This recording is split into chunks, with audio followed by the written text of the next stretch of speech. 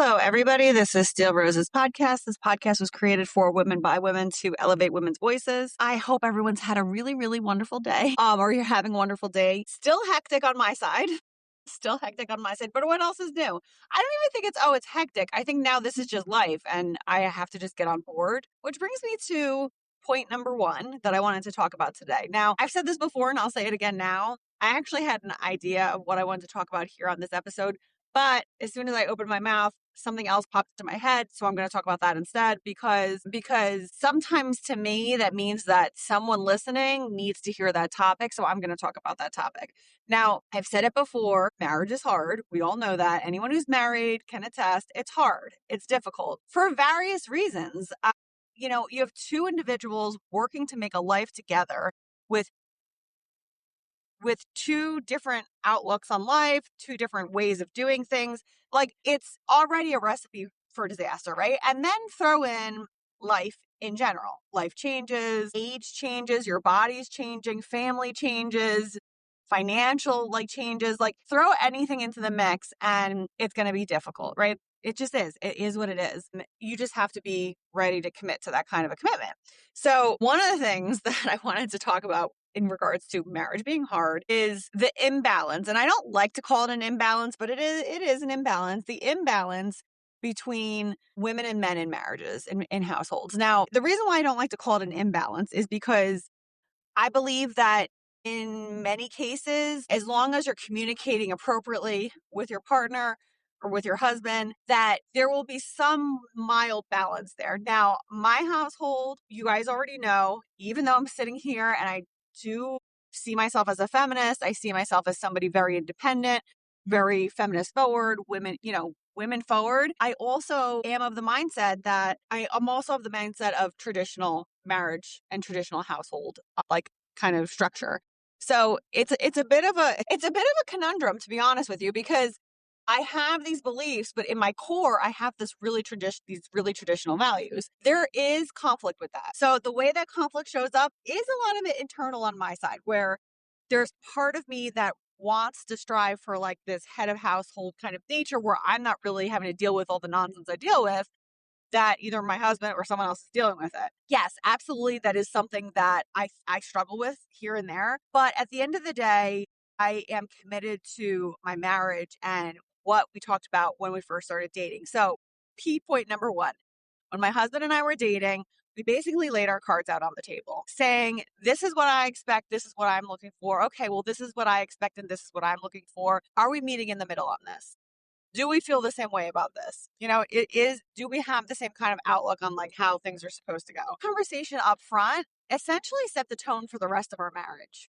Now, people today that see me and they're like, my gosh, you know, why are you in a marriage like this? Why are you in a marriage where he tells you what to do? Or why are you in a marriage where you're doing everything and if it seems like he's just sitting there? To the naked eye, that is what it's going to look like, because there's unseen labor, there's unseen things that my husband does that isn't going to get accounted for in the labor of having a household, being a husband, et cetera, et cetera. One of the biggest problems that I have, and I think that many of you have, and I'm going to say it now, is that I have times where I feel like I'm not being seen. And I have times where I feel like I'm essentially just not a servant, but I'm basically seen. I'm nobody. I'm just there to serve the family and to do the laundry, and everybody kind of just throws things to the side and I have to pick it up.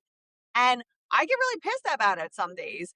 Yesterday in particular, I was really stressed out. I worked all day. I still had work to do, but I had to hop off right away at 5 o'clock because I needed to run to the grocery store. And then I'm out running around for groceries until 8 o'clock at night. And then I get the phone call. I'm hungry. Are you going to pick up food? Are you going to cook when you get home? And that I'm hungry phone call, or that what's for dinner phone call, it doesn't really matter who it comes from. It could be my husband. It could be my kids. Really doesn't matter. That phrase alone, for some reason at this point, really irritates the crap out of me. Now, I'll say this. I love cooking for my family when they eat. I love doing things for them. I sincerely enjoy being part of their lives in that nature, right? I really, really do. I love caring for my family. That's a big part of what brings me joy. But there's a line. It's almost to a certain extent, I love doing it. And that extent is more along the lines of like, I love doing it, but I also want to feel appreciated and I want to feel seen when I do it because having to do all that labor in the house and then everyone kind of just anticipating that the labor is going to happen is what's really grinds me. Now, in this moment now, it's not so much my husband, but it's my kids. You know, I get really frustrated that, they just throw their towels out of their room into the hallway. When they're done taking a shower and they've dried their hair in their room, this is the girls, they'll throw their hair towel out in the hallway. And the one day I was standing out there and my daughter opened up her bedroom door and just she didn't realize I was there and she threw it and it hit me in the leg. And I was like, excuse me, what are you doing? And she said, oh, I don't need that anymore. And I said, well, where does it go? Like, if the dots weren't connecting like that, that was an issue. Now, another stress point, a pain point for me that's come up. And again, sharing because marriage is hard. And I want people to understand it's not just your marriage that's hard. It's not just you that's frustrated. Everyone's frustrated. Once you realize that this is not a unique thing to you, it almost helps a little bit to know like, oh, wait, I'm not crazy. A, so you're validated. And B, everyone's going through this. I don't know any marriage that's perfect. Well, maybe one. I don't know, but honestly, significantly, I don't know any marriage that's perfect that, people are 100% like being able to cover each other 100%. So it's definitely a balance. Now, another thing that has gotten like kind of stressful for me is that I'm working from home. My kids are here for the summer, right? But they're doing good. I mean, everybody's kind of just going to camp. My husband's been great. He's really been like stepping up his game when taking care of the kids and making sure they're taken care of. But on that same day, I'm still working. So it becomes really stressful for me working from home because I'm still the go-to person. Now, besides the fact that, yes, like they still will come to me for things, that hasn't been as much of an issue. But the issue that has started to really come up is I feel guilty. And the reason I feel guilty is because they come to me constantly and are saying to me, why aren't you spending time with us?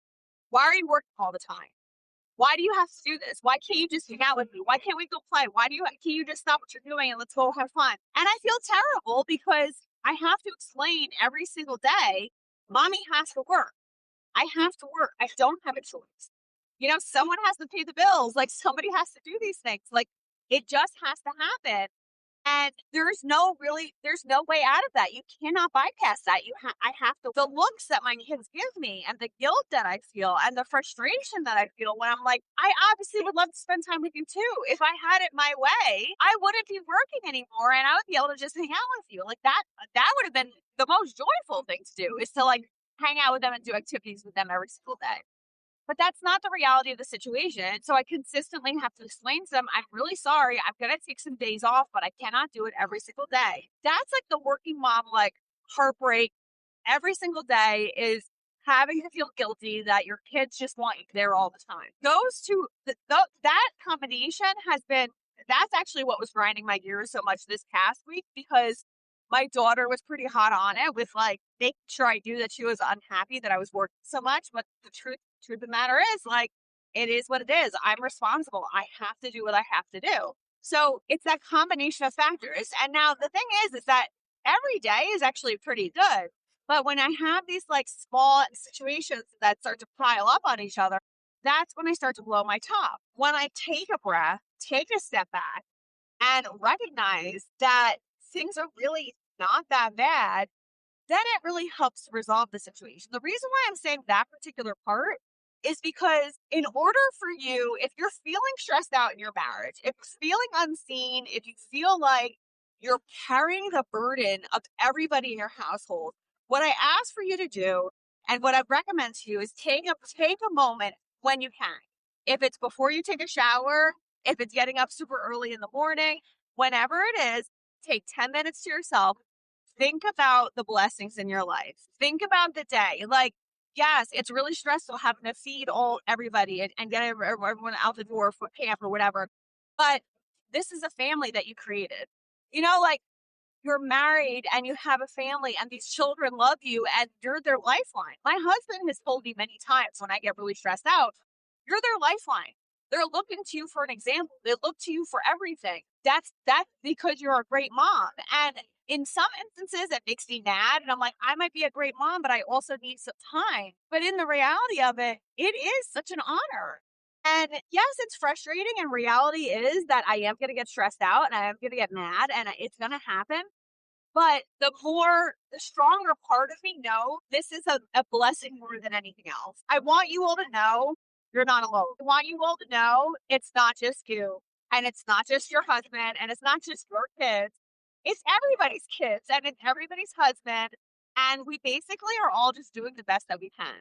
So when you feel in those moments that you're getting really down and you're getting really stressed out, take a breath, just take a minute, think about what is good in your life and try to reset your day. Hope you all can hear me. I'm actually driving through a pretty awful storm right now because I am stubborn and still wanted to do what I wanted to do today, and now I'm mildly regretting it. But in any case, I hope you all have a great day.